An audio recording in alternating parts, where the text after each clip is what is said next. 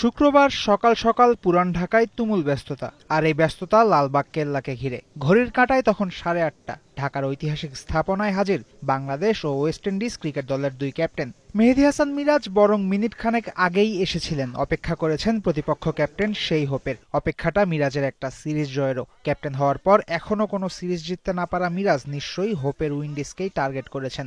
অবশ্য মাঠের খেলা শুরু হওয়ার আগে হোপ মিরাজের আতিথেয়তাই পেয়েছেন, হোপও উপভোগ করেছেন। জিজ্ঞাসু মনে মিরাজকে প্রশ্ন করেছেন, এই জায়গার মাহাত্ম্য আসলে কি?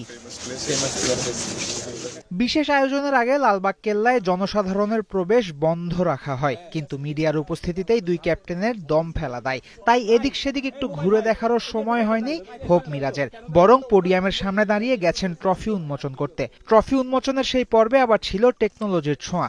স্বয়ংক্রিয়ভাবে ট্রফি বেরিয়ে এসেছে সুইচ ছোঁয়ার পর।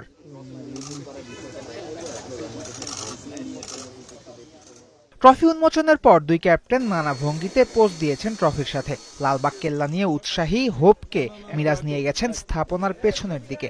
সেখানে গিয়েও আরেক দফা হয়েছে ট্রফি নিয়ে ফটো সেশন। এই ব্যস্ততার ফাঁকে ভক্তের সাথে ছবি তোলার সময় বের করেছেন উইন্ডিজ ক্যাপ্টেন।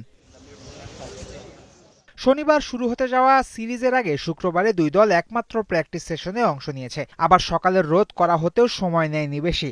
তাই হোপ মিরাজদের বেশিক্ষণ থাকা হয়নি ঐতিহাসিক লালবাগ কেল্লায়। তবে বেরিয়ে যাওয়ার সময়ও হোপকে দেখে মনে হয়েছে ইতিহাস বিজড়িত স্থাপনা, মানুষের আগ্রহ বেশ উপভোগ করেছেন। তাই বাহবাটা বিসিবি পেতেই পারে। দেশের ইতিহাস, ঐতিহ্য এবং পর্যটন খাতকে আরও প্রমোট করতে বিদেশি দলগুলোকে নিয়ে আরও কিছু করা যায় কিনা ভেবে দেখতে পারে কর্তৃপক্ষ। ফয়সাল হাবিব, ৭১।